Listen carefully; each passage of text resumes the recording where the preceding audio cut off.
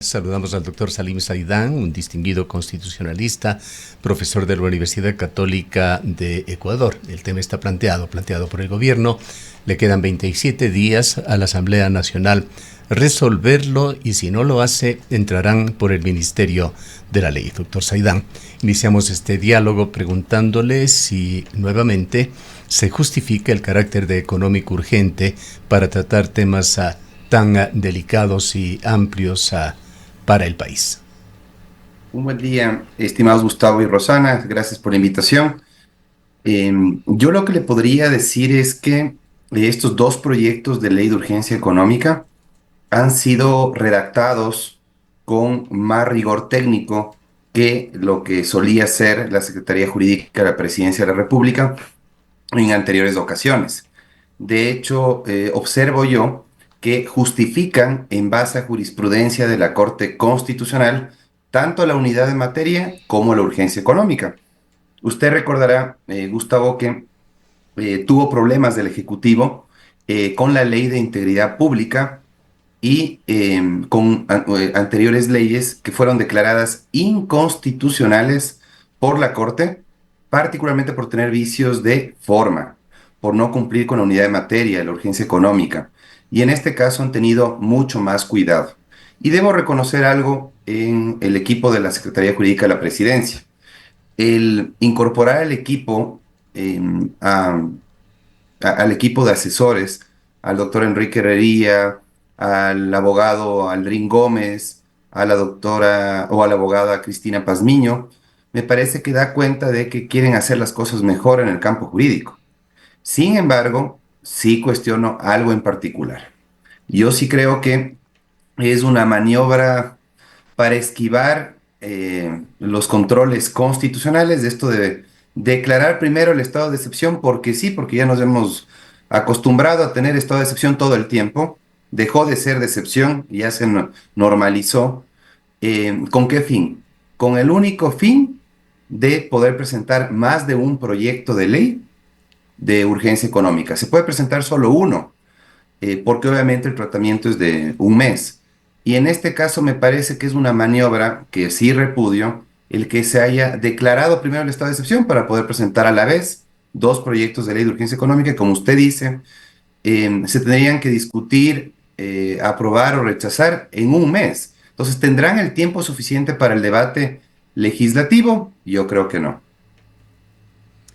El tema es que hay situaciones muy delicadas para el país y esta declaratoria de urgencia económica va de alguna manera a justificar la reducción del debate parlamentario cuando está en juego, en el caso de el proyecto sobre minería y electricidad, derechos constitucionales como consulta previa, derechos de la naturaleza.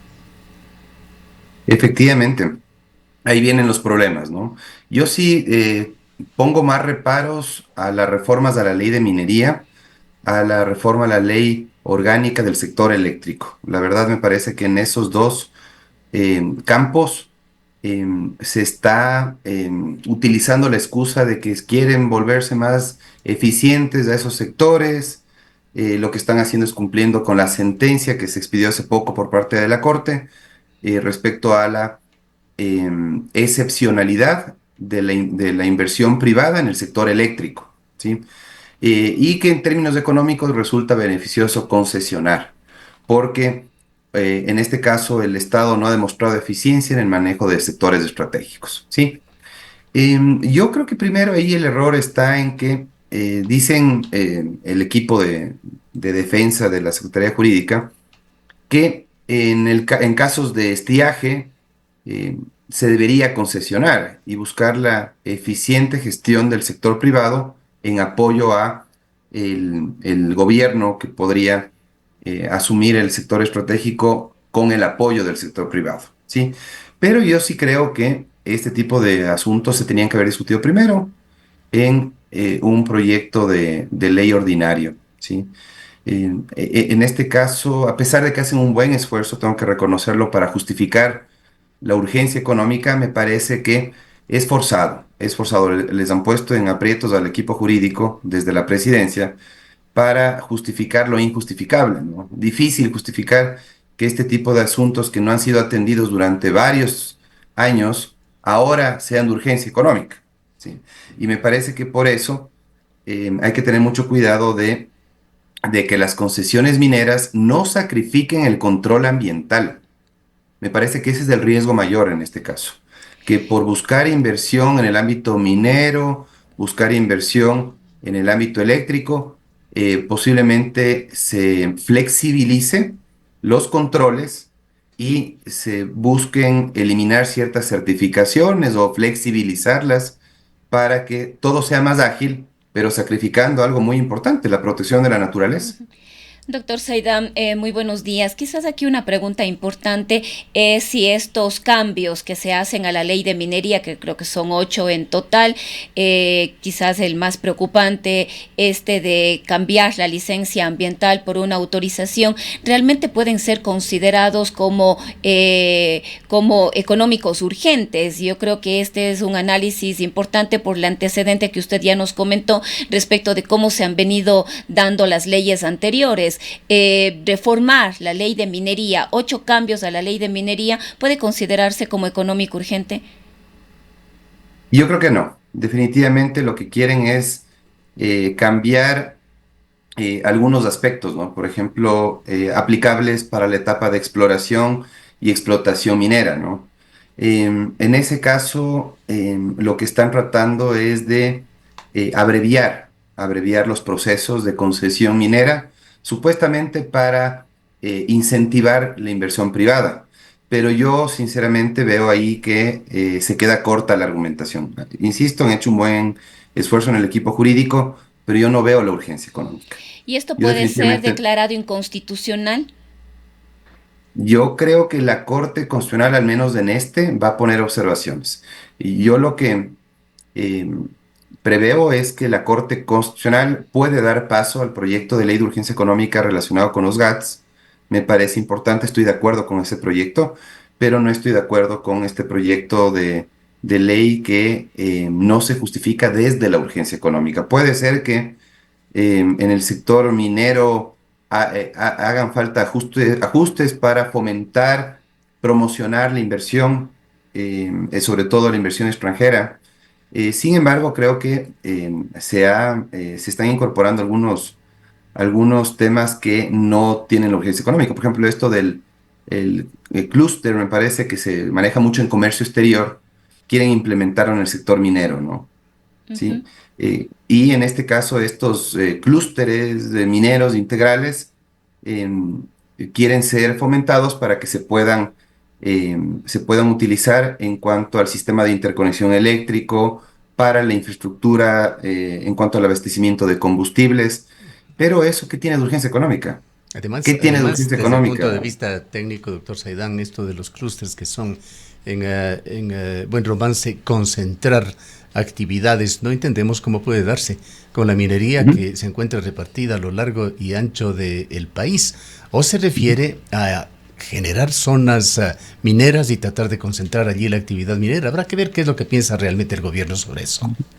Claro, y al menos en el ámbito de la minería, lo que debería hacer el gobierno es reforzar los controles en cuanto a la minería ilegal, recuperar el control de los territorios en donde se ha emprendido actividad ilícita, han sido fuentes de financiamiento para la economía criminal. Entonces, si tanto empeño tienen en implementar un nuevo plan de seguridad, ojalá que tengan en ese plan tan misterioso como el primero, eh, algún componente relacionado con la minería ilegal. Bueno, Entonces, parece que lo toca, doctor Saidán.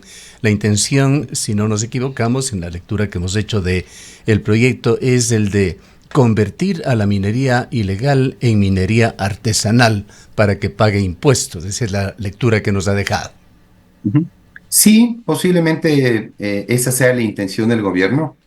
Pero insisto, me parece que es forzado. Les pusieron una tarea compleja al equipo jurídico. ¿Cómo justifican la urgencia económica en eso? ¿Dónde está la urgencia económica? Los parámetros de la urgencia económica están establecidos en la Ley Orgánica de la Función Legislativa. Por ejemplo, para lograr el equilibrio de las finanzas públicas. Y no se justifica en ese sentido el proyecto de ley. Me parece a mí que en este caso no existe urgencia económica. Es un proyecto que podría haber sido ingresado como un proyecto ordinario, sin duda, pero no cumple con el estándar de la urgencia económica. Y lo que usted dice, estimado Gustavo, respecto a la minería artesanal, plantea una reforma al artículo 134 de la ley de minería, ¿sí? Porque lo que quieren es que se reforme también la ley orgánica de economía popular y solidaria y del sector financiero popular y solidario, ¿sí?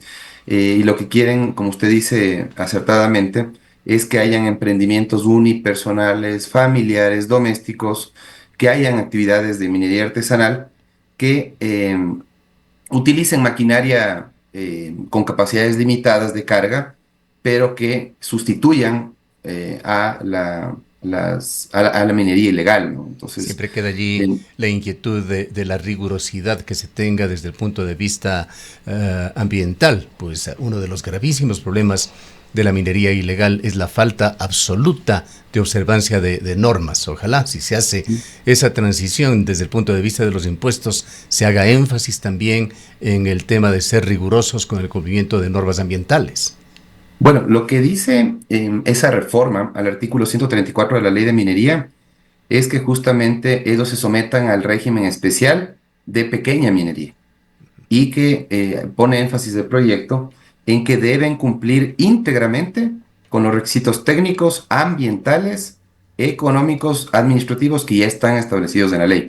Es decir, no es que evaden esos controles, esos requisitos, sino que se someten de igual manera a ellos, ¿no? Claro, Entonces, lo que ahí... acaba de darse un gran operativo en el cantón Sigsig, vecino a esta ciudad, y el gobernador de la provincia hace muy pocos días, hace 8 días exactamente, hablaba de este tema y daba cuenta de que la minería concesionada, hablaba de un proyecto en concreto que decía es el único que está funcionando, efectivamente violaba todas las normas, es decir, que tanto minería legal como ilegal, sin control, es un desastre desde el punto de vista ambiental, pero esperemos que se tenga la capacidad desde el Estado para un mejor control. Ahora, quisiera retornar al tema de la urgencia económica. Las motivaciones del proyecto, sobre todo el de minería y energía eléctrica, hace énfasis no solo en esa urgencia, sino destaca un contexto de asfixia fiscal, de que si no se hace eso, el Estado prácticamente va a quebrar, es la idea que nos deja.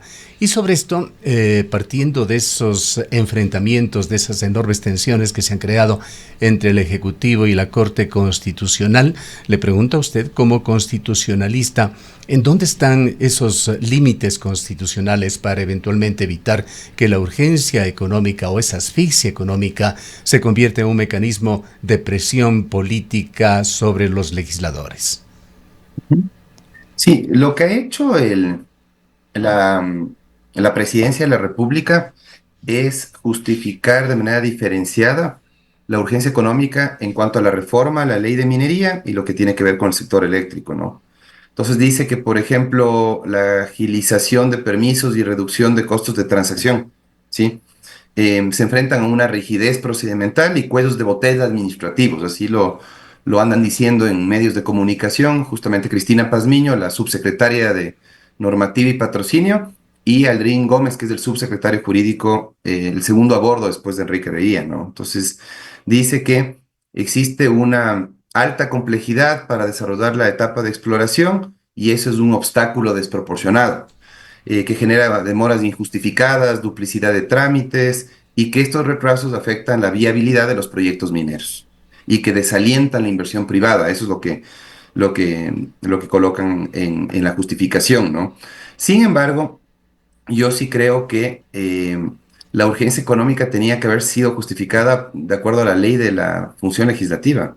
No se ha justificado de acuerdo a la ley de la función legislativa. Por enfocarse mucho en la jurisprudencia de la Corte y sortear los controles de la Corte, me parece que olvidaron lo principal. La ley de la función legislativa establece 3 parámetros claros que en este caso yo veo que no se cumplen, definitivamente no se cumplen. Se podría justificar desde el punto de vista de la necesidad de equilibrar las finanzas públicas si se enfrenta una crisis económica, ¿sí? Pero definitivamente creo yo que en este caso la justificación se queda corta. Esto de los retrasos, que los retrasos administrativos implican costos de oportunidad, costos financieros y pérdida de valor del proyecto. Son cuestiones que no encuadran en la urgencia económica. Yo no veo que se justifique la urgencia económica en este caso. ¿Cómo ve usted ese otro aspecto que entendemos viene por el espíritu que se trata de dar esta ley, de que cambien las cosas en Ecuador y que Ecuador, su burocracia se vuelva más ejecutiva, ventile cualquier solicitud de una manera más rápida?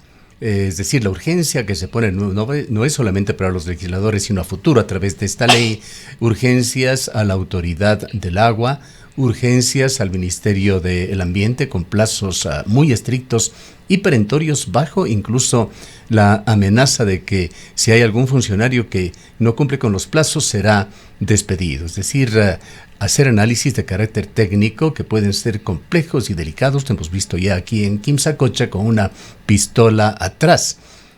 Y por otra parte está el silencio administrativo. Si no se cumplen con los plazos, estas solicitudes entran por el Ministerio de la Ley. La pregunta es si es que es compatible el silencio administrativo positivo en materia ambiental con el principio de precaución reconocido por la Constitución.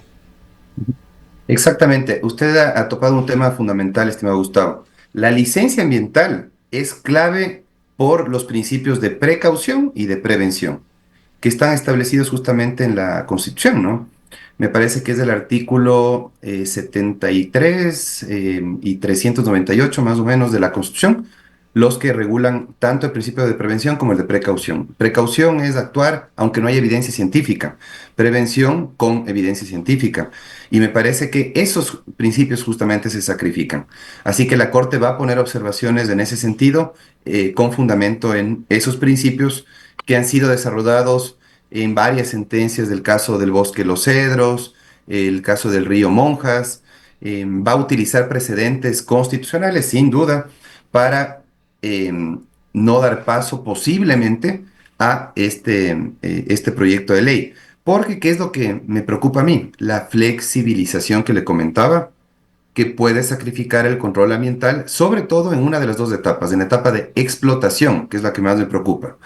En la etapa de exploración hay ajustes, pero creo que más se enfocan en la etapa de explotación. Hay una reducción de estándares de control ambiental que a mí me preocupa y está preocupando también a conservacionistas que con justa razón están exteriorizando su preocupación. Entonces me parece que esto de, no, que hay solo una autorización, me parece que es, en lugar de licencia, Sí. Incluso aparenta ser...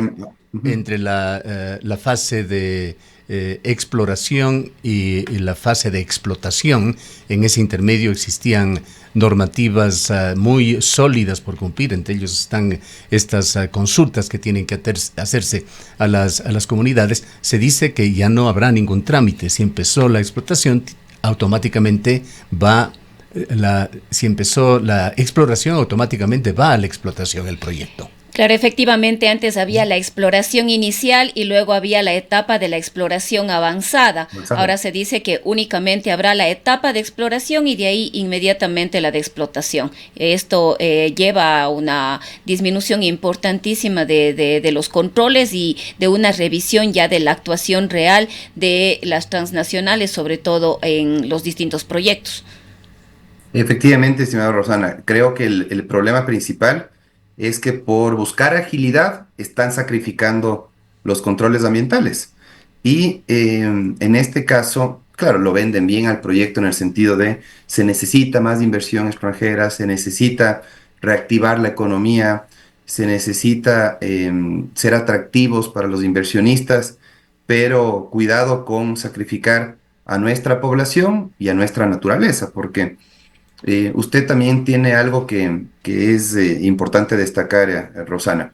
No existe un marco legal para regular el ejercicio del derecho a la consulta previa, por ejemplo, el derecho a la consulta ambiental.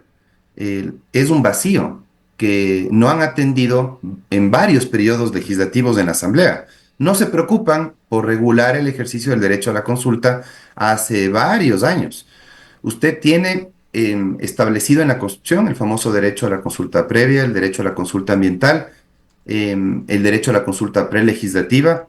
¿Se ha hecho algo en la Asamblea Nacional para regular el ejercicio de esos tres derechos? No se ha hecho absolutamente nada. Entonces me preocupa mucho que ese vacío sea aprovechado por las empresas que no siguen protocolos rigurosos para sus actividades de extracción. Entonces hay que tener mucho cuidado con el derecho a la consulta, que como no está regulado, en este caso puede ser aprovechado por las empresas. Básicamente veo yo que hay una sobrepreocupación por los concesionarios, por las empresas y una despreocupación sobre la población que está en el área de incidencia de proyectos mineros, que no están protegidos con una adecuada regulación sobre el derecho a la consulta, por ejemplo.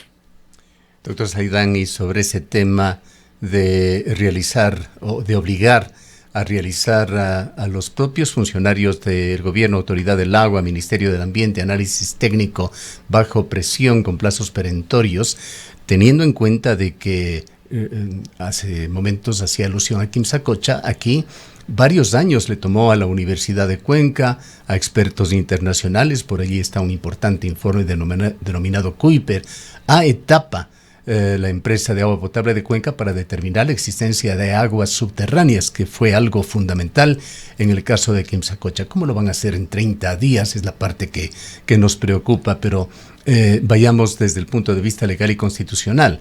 Esa destitución automática de funcionarios por no cumplir con esos plazos perentorios no vulnera la independencia técnica y también otro principio de responsabilidad administrativa proporcional.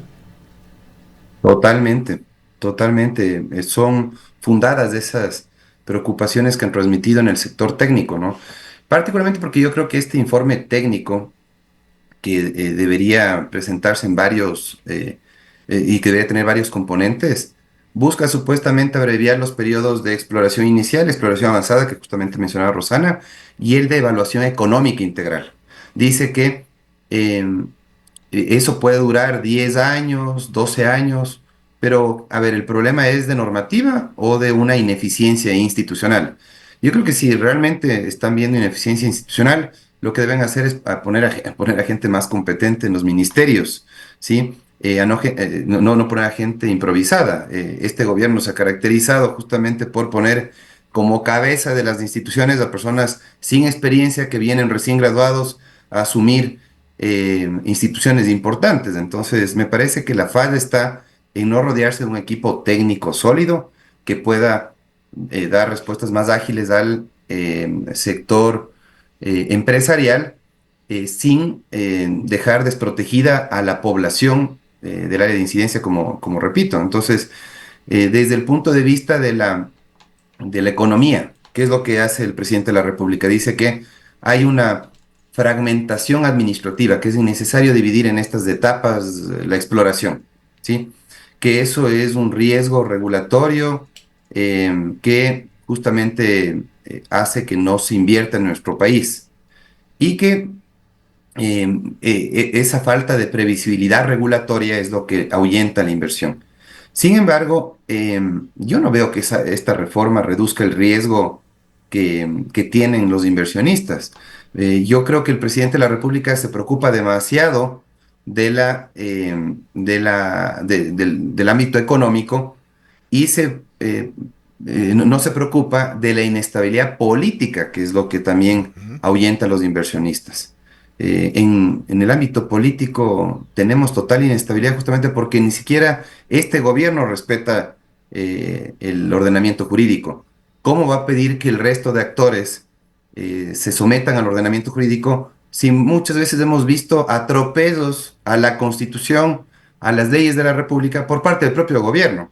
Entonces, ahí está el origen del problema, no está en la cantidad de etapas de los proyectos mineros, sino en que él está enviando un pésimo mensaje a la comunidad internacional, a los inversionistas en el extranjero, cuando no logra esa estabilidad política dialogando con los distintos sectores. No dialoga con los distintos sectores, especialmente con los técnicos que podrían orientarle en temas sensibles, ¿no?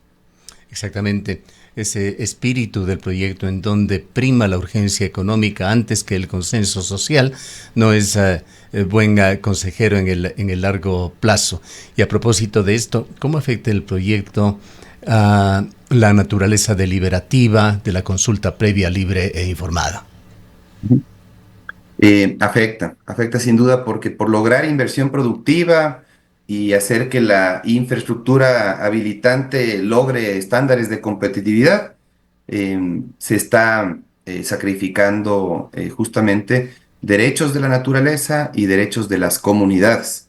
Ellos pretenden justificar en el proyecto que existe una situación económica adversa y que hay una brecha estructural de financiamiento que tiene el Estado y que hay flujos de inversión aislados sin una capacidad institucional para transformar la inversión en producción efectiva. Eso es lo que justamente están justificando ellos. Sin embargo, creo que, insisto, si quieren potenciar al sector minero, creo que no pueden descuidar la responsabilidad social con la que tienen que obrar. Se están olvidando de algo básico en la actividad minera, la responsabilidad social. Es un aspecto que no está contemplado, no está desarrollado en el proyecto, la responsabilidad social con la que tienen que obrar. Está simplemente destrabándose el trámite para la concesión minera, pero a la par debería implementarse mecanismos de control reforzado, de responsabilidad social, que justamente logre esta actividad minera responsable que minimice el impacto ambiental, porque desaparecer el impacto ambiental es imposible, al menos minimizar lo que es lo que se desea y se cumpla con estos principios que comentábamos al inicio de la entrevista, como son el principio de precaución y de prevención. Entonces, se enfocan mucho en la economía, se despreocupan totalmente de lo social. Para finalizar, doctor Saidán, el CAL se reunirá este domingo, se alimentará con informes previos de 2 comisiones que son dirigidas y tienen mayoría asambleístas de ADN, por tanto se puede suponer cuál será el resultado del CAL. Queda entonces la Corte Constitucional. ¿Se puede vislumbrar algo sobre lo que puede hacer la Corte o debería hacer?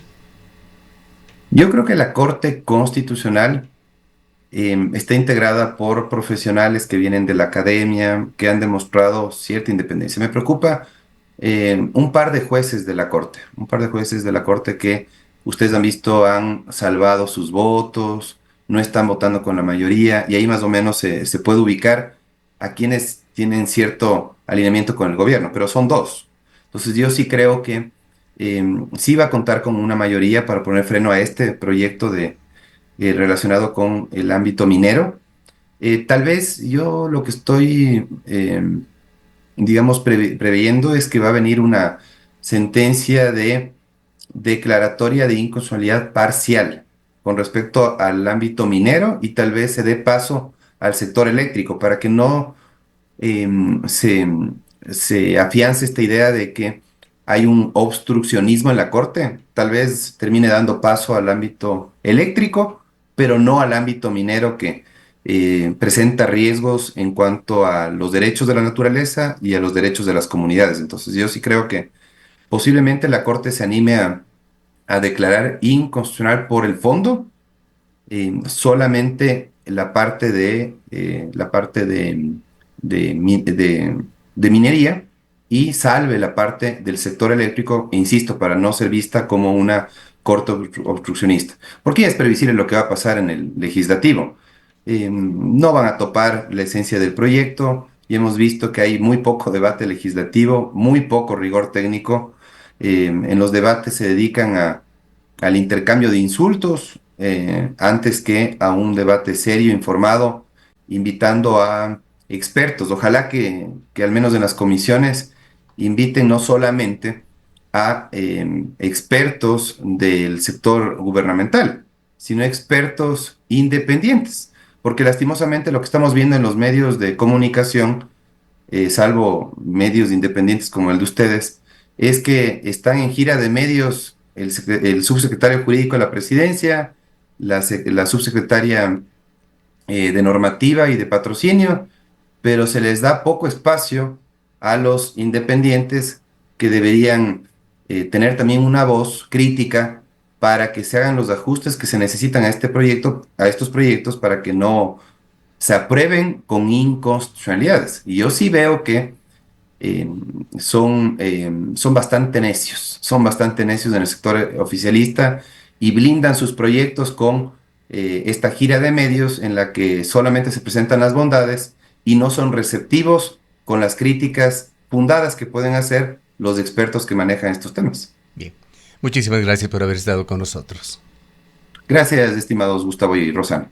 Declaraciones del doctor Salim Saidán, él es constitucionalista, profesor de la Universidad Católica de Ecuador.